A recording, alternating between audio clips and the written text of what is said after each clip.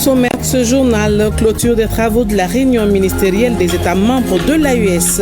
Une rencontre qui a porté sur l'évaluation de la feuille de route de la Confédération et les préparatifs des discussions relatives au divorce avec la CEDEAO.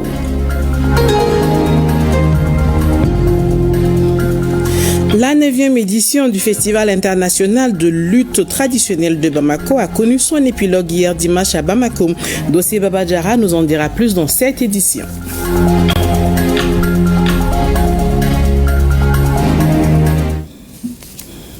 Lundi 24 février 2025. Mesdames et messieurs, bonjour et bienvenue dans l'édition de 13h. Fin hier à Koulouba des travaux de la réunion ministérielle des États membres de l'AES, la réunion qui a porté sur l'évaluation de la feuille de route de la Confédération et les préparatifs des discussions relatives à la séparation d'avec la CEDEAO. Elle a été un franc succès selon le communiqué de presse qui a sanctionné la réunion. Les détails avec Alousseni Touré. La Confédération. L'objectif étant de poursuivre la mise en place des stratégies d'intégration à l'interne et les relations avec les autres pays de la sous-région ouest-africaine. Sur les questions de paix et de sécurité, les ministres se sont félicités des succès engagés sur le terrain par les forces de défense et de sécurité du Burkina, du Mali et du Niger dans le cadre de leur lutte contre le terrorisme sous toutes ses formes. Ils ont exprimé leur appréciation positive de la coordination entre les forces des trois pays, notamment dans le cadre de la force unifiée récemment mise en place. Ils ont ainsi saisi cette occasion pour rendre hommage à toutes les victimes civiles comme militaires de la crise au Sahel. Ils ont en outre apprécié la constance des consultations politiques de haut niveau et la coordination diplomatique entre les trois États afin de porter d'une seule voix la vision et les intérêts de la Confédération AES. Les chefs de délégation ont eu une convergence de vues sur la pertinence des mesures prises pour renforcer les bases des économies des États de la Confédération et parvenir au développement de l'espace AES pour le bien-être de la population de la Confédération des États du Sahel. Les ministres ont examiné le contexte et l'entame prochaine de discussion de la Confédération AES avec la CEDEAO après le retrait irréversible et avec effet immédiat le 28 juillet 2024 du Burkina, du Mali et du Niger. À cet égard, ils ont réaffirmé l'attachement de leurs excellences le capitaine Ibrahim Traoré, président du Faso, chef de l'État, le général d'armée Assimi Goïta, président de la transition, chef de l'État de la République du Mali, et le président de la Confédération AES, et le général de brigade Dramane Tchani, président du Conseil national pour la sauvegarde de la patrie, chef de l'État de la République du Niger, à renforcer l'intégration sous-régionale entre les populations de l'espace AES et celles de l'espace CEDEAO, liées par des relations séculaires, naturelles, de fraternité, d'amitié et de complémentarité malgré les incompréhensions politiques. Ils ont souligné leur attachement aux valeurs de fraternité, de solidarité, d'amitié et de coopération, particulièrement avec les autres États de l'Afrique de l'Ouest, attachement matérialisé par des mesures prises au fin de faciliter la libre circulation des ressortissants des États membres de la CEDEAO au sein de l'espace AES. Concernant le processus de dialogue avec la CEDEAO, suite aux échanges de correspondance avec le président de la Commission, les ministres ont réaffirmé et validé leur approche commune afin de préserver en toutes circonstances l'intérêt supérieur des populations de l'AES et les autres populations de la sous-région liées par des relations séculaires. À cet effet, les ministres ont rappelé leur engagement à entamer les prochains échanges avec la CEDEAO dans l'esprit constructif qui a toujours caractérisé leur volonté d'une intégration renforcée entre les États, mais aussi et surtout entre les peuples, conformément à la vision panafricaniste qui anime les trois chefs d'État. Les différentes délégations qui ont chaleureusement remercié les autorités maliennes ont apposé leur signature au bas des documents finaux de la réunion. La rentrée solennelle de la Mutuelle Générale de la Solidarité de la Presse du Mali, Muges Presse, tenue le jeudi 20 février 2025 à la Maison de la Presse. Le thème de la présente édition est Ensemble pour une protection sociale à travers la mutualité. Cette mutuelle permet à ses membres de faire face à leurs charges sanitaires à plus de 80%. C'était l'occasion d'inviter les hommes de médias à y adhérer. Au terme de cette rencontre, le secrétaire général de la mutuelle, Sambou Yatara, s'est exprimé au micro de Yara Dambili. Suivant. Disons que la Muges Presse, c'est un dispositif qui a été inventé, initié par les femmes et les hommes de médias pour justement les revenir en aide relativement à la prise en charge lorsqu'ils ont des difficultés de santé. Si vous voulez un peu, c'est la mutualité que les médias eux-mêmes ont inventée en rapport avec justement le mouvement mutualiste national pour se faire être des adhérents, bénéficier donc de façon générale, si vous voulez, des prestations dont nous avons besoin lorsque nous sommes en difficulté. Donc on dit il y a un mécanisme en tout cas très simple, j'allais même dire terre à terre, qui vous permet simplement de payer 2500 francs CFA pour adhérer et payer mensuellement 725 francs pour être pris en charge. Est-ce que voyez? Et puis, ce ne serait pas seulement à Bamako, même à l'intérieur du pays. Est-ce que même à l'intérieur du pays, dans la région? Parce que l'Union technique de la mutualité est représentée dans tous les pays, en réalité. Dans toutes les régions, ils ont des représentations. Donc, les gens peuvent s'enrôler à partir de ces représentations locales. L'association des ressortissants de la commune de Yoro à Bamako a tenu ce samedi son assemblée générale statutaire au Palais de la Culture Amadou Ampateba. La commune de Yoro est située dans le cercle de Koro, région de Banyangara. L'objectif est d'inciter les ressortissants de la commune de Yoro à contribuer au développement de leur localité. Un reportage de Dossé Babadjara et Gaussou Ashtouri. Ils sont près de 200 participants, tous des ressortissants des 9 villages de la commune de Yoro à Bamako, à prendre part à cette assemblée générale statutaire. L'activité du jour s'inscrit dans le cadre d'un bilan de l'année écoulée. Il s'agit aussi de proposer des recommandations par rapport aux activités de l'association. C'est vraiment une assemblée statutaire qui devait se tenir aujourd'hui. C'est aux ressortissants. Tant qu'ils ne se donnent pas la main, c'est difficile. C'est difficile. Tant qu'il n'y a pas de ressources financières, c'est difficile. Aucune association ne va marcher sans des ressources financières.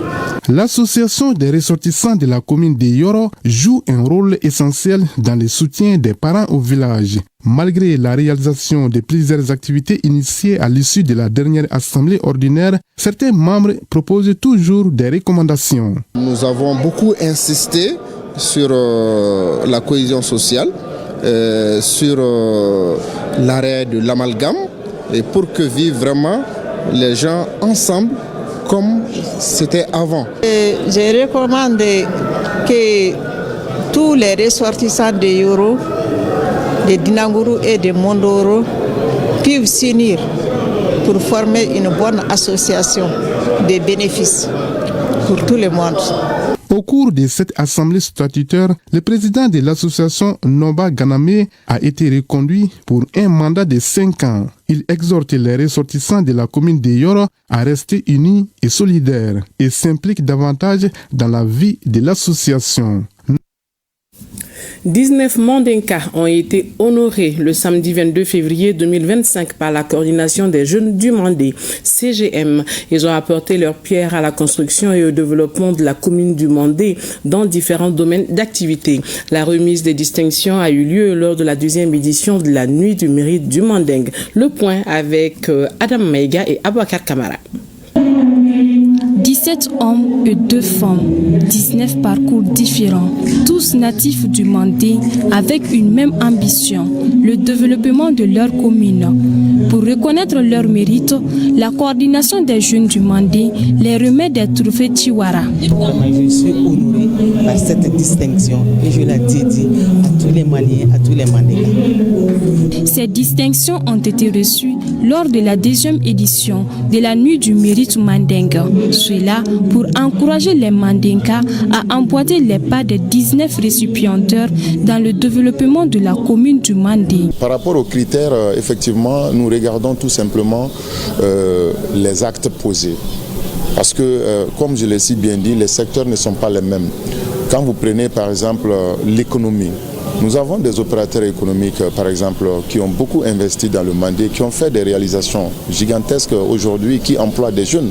Les membres de la dite coordination ont jugé nécessaire de porter à ma modeste personne l'honneur d'être marraine de cette deuxième édition. Moi, je suis juste honorée et très ravie. Nous ne pouvons que remercier cette jeunesse-là qui cherche à perpétuer les efforts de nos grands-parents. Mieux vaut reconnaître les mérites d'une personne en son vivant qu'à titre posthume, dit-on. Ce geste entre dans ce cadre.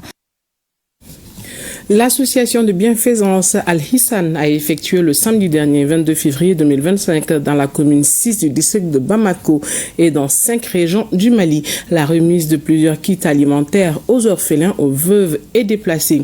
Le coût est estimé à plus de 29 millions de francs CFA. Adam Maïga Suleiman Diabaté était présent à la remise suivante. L'association Al-Ihsan ou la bienfaisance a procédé à un don de kits alimentaires collectifs dans le district de Bamako ainsi que dans les régions de Kay, Sikasso, Ségou, Nara et Bougouni. La valeur de cette œuvre humanitaire et sociale est à hauteur de plus de 29 millions de francs CFA. Cela pour venir en aide aux orphelins, aux veuves et aux déplacés pendant le Ramadan. Le don alimentaire offert aux orphelins, veuves et déplacés dans la capitale est composé entre autres des sacs de riz, des sacs de sucre, d'huile et des habits. Disant que l'association Al-Ihsan soutient les orphelins dont j'ai la charge sur le plan alimentaire. Je le remercie pour ces kits alimentaires. Une action saluée et encouragée par le ministère des Affaires religieuses, du culte et des coutumes. La cérémonie dont on est présent aujourd'hui, ça prouve vraiment la solidarité entre les musulmans, l'amour, l'entraide et la bonne cohésion que nous sommes en train de chercher. Vraiment, on ne peut que les encourager. D'autres œuvres sociales sont également prévues par l'association Al-Ihsan pendant ce mois béni. Il s'agit entre autres de la rupture du jeûne et la visite aux malades dans les hôpitaux afin de les aider. Cérémonie de graduation de la promotion 2023-2024 de l'école de santé de Bamako, ESB. Plus de 300 récipiendaires de niveau licence dans divers domaines de la santé. La promotion porte le nom de Togola Djeneba Traoré, sage-femme. Cette cérémonie de graduation a enregistré la présence de plusieurs personnalités. Un reportage de Kassim Diallo, Alkao Traoré. Plus de 300 récipiendaires, dont des sages-femmes d'État, des infirmiers d'État, des techniciens supérieurs de la santé publique et de la santé maternelle infantile. Voilà la composition de cette sortie de promotion 2023-2024 de l'école de santé de Bamako. Ils ont prêté le serment pour le respect de l'éthique et la déontologie du métier et s'engagent à relever les défis dans le domaine de la santé au Mali. L'éducation n'est pas seulement l'acquisition de reconnaissances ou la préparation de la carrière. Malgré leur importance, l'éducation c'est plutôt une formation entière et approfondie de la personne humaine. Une réelle construction de l'être humain et du bon citoyen. Et que la seule vocation qui puisse donner satisfaction à notre conviction reste la formation de qualité des ressources humaines au Mali. Cette promotion baptisée Togola Djeneba Traoré, en plus des étudiants de la formation initiale, comprend aussi plusieurs professionnels d'infirmiers d'État et sages-femmes d'État. Nous pouvons être fiers de ce diplôme et de notre formation qui nous donne des atouts importants pour notre vie professionnelle. La marraine sage-femme au parcours dense n'a pas manqué de prodiguer des conseils et orientations aux récipiendaires. Les connaissances acquises pendant vos années d'études ne sont pas simplement des outils pour votre réussite personnelle. Elles représentent aussi votre capacité à contribuer positivement à la société. La valeur réelle de votre diplôme se mesure dans votre aptitude à utiliser vos talents pour aider les autres. C'est samedi 22 février 2025. La salle de 1000 places du CICB avait pris les allures d'un amphithéâtre pour célébrer la promotion 2023-2024 de l'école de santé de Bamako. Occasion également pour décerner des distinctions honorifiques à certains professeurs et étudiants de l'école de santé de Bamako. En troisième région, les meilleurs élèves au titre de l'année scolaire 2023-2024 ont été récompensés jeudi dernier à l'occasion de la première édition de la Journée du bon élève. La cérémonie est organisée par l'Académie d'enseignement de Sikasso et ses partenaires et avait pour objectif de créer une saine émulation entre les élèves pour promouvoir l'excellence en milieu scolaire. Un compte rendu de Yourubala Diabaté et Daouda Konaté. Ils sont au total 64 lauréats de l'enseignement fondamental, secondaire général, technique et professionnel des MEDERSA et les IFM de l'Académie d'enseignement de Sikasso à recevoir des attestations de mérite, des ordinateurs et autres kits scolaires gracieusement offerts par l'Académie d'enseignement de Sikasso et ses partenaires à l'occasion de la première édition de la Journée du bon élève dénommée Zoumani Konaté. Pour cette première édition, nous avons porté le choix sur les premiers ODF dans les 7 CAP qui composent l'Académie. Aussi, pour les autres sortes d'enseignement, les lauréats recevront des ordinateurs, des tablettes et des kits scolaires selon le cas. Chers invités, laissez-moi manifester toute ma reconnaissance de cette activité. Aux récipiendaires, nous vous félicitons, encourageons et nous vous invitons à persévérer pour d'autres challenges afin d'honorer vos familles. La journée du bon élève a pour objectif de contribuer à la promotion de l'excellence en milieu scolaire en créant une saine émulation entre les élèves. Vous conviendrez avec moi que le développement socio-économique d'un pays ne peut aller sans des cadres valables. C'est pour cette raison qu'il faut en tout lieu et en toutes circonstances inculquer dans l'esprit de nos jeunes scolaires la culture de l'excellence. La prestation en slam, l'art oratoire et la poésie ont aussi agrémenté cette première édition de la Journée du bon élève Zoumani Konaté. Tenue à Kidal d'une rencontre de briefing sur les activités de sensibilisation sur la protection contre l'exploitation et les abus sexuels. Une initiative de la Direction régionale du développement social et de l'économie solidaire avec son partenaire UNICEF. La cérémonie était présidée par le conseiller aux affaires administratives et juridiques au gouvernorat de Kidal en présence de plusieurs autorités administratives, politiques et des organisations de la société civile. De Kidal, la correspondance de Moriba Keita. L'objectif général de cette réunion était d'informer et de sensibiliser les autorités régionales et locales sur la protection, l'exploitation des abus sexuels des femmes et des enfants. Cette initiative intervient dans un contexte marqué par le retour de l'administration, des services de l'État, des forces de l'armée malienne et la souveraineté retrouvée. Vous savez, dans notre région, nous recevons beaucoup d'appui de l'État et des partenaires humanitaires, en particulier l'UNICEF, pour appuyer les victimes des inondations dans notre région, les personnes déplacées internes. Les appuis qui sont apportés par l'État et ses partenaires au profit de ces groupes vulnérables sont souvent harcelés par les distributeurs de ces intrants à ces bénéficiaires. Pour quand même avoir une vision d'ensemble et appliquer la tolérance zéro dans le système des Nations Unies par rapport aux abus sexuels que nous avons tenu cette rencontre pour partager avec les autorités régionales. Le conseiller aux affaires administratives et juridiques du gouverneur, dans son discours d'ouverture, n'a pas manqué de remercier l'UNICEF. Ici, du fond du cœur, remercier le partenaire UNICEF. Un partenaire qui a toujours eu le réflexe d'être à côté de l'État, qui a toujours cheminé avec l'État, qui a toujours respecté les 3 principes édictés par les plus hautes autorités. Un sketch de sensibilisation sur la protection contre l'exploitation et abus sexuels a été l'un des temps forts de cette rencontre. Retour à Bamako, où la 9e édition du Festival international de lutte traditionnelle de Bamako a connu son épilogue hier. La finale a enregistré plus d'une dizaine de combats sur le terrain de football de 15 Ambougou. L'objectif du festival est non seulement de promouvoir la lutte traditionnelle au Mali, mais aussi de faire découvrir à la jeune génération certaines valeurs culturelles et traditionnelles. Un reportage de Dossé Babadiara et Lassine Diabaté. Qui a enregistré plusieurs combats intenses entre les lutteurs. Toutes les catégories étaient là. Ces lutteurs représentent des écuries de Bamako, en plus d'autres lutteurs qui y ont participé volontairement. Le Festival international de lutte traditionnelle de Bamako est une initiative de l'association Écurie Lien Sport de Bagdadi. Festival international de lutte traditionnelle. Nous voulons revaloriser la lutte traditionnelle au Mali. C'est notre culture depuis des siècles.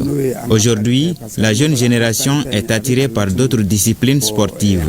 Nous sommes quand même parmi les grands amateurs de lutte traditionnelle depuis notre jeunesse. La lutte traditionnelle est un sport qui se pratique à travers des techniques et des démonstrations de force. Comme les autres disciplines sportives, elle a, elle aussi, ses règlements. La lutte qu'on venait de voir ce soir, ça c'est la lutte olympique. Que ça joue dans l'international qu'on fait. Le règlement ici, il y a plusieurs. On n'attrape pas les ceintures quand on lutte. C'est avec les clés des bras et les clés des pieds qu'on utilise. C'est ça qu'on appelle la lutte gréco-romaine. Le public a assisté à des combats décisifs, riches en intensité.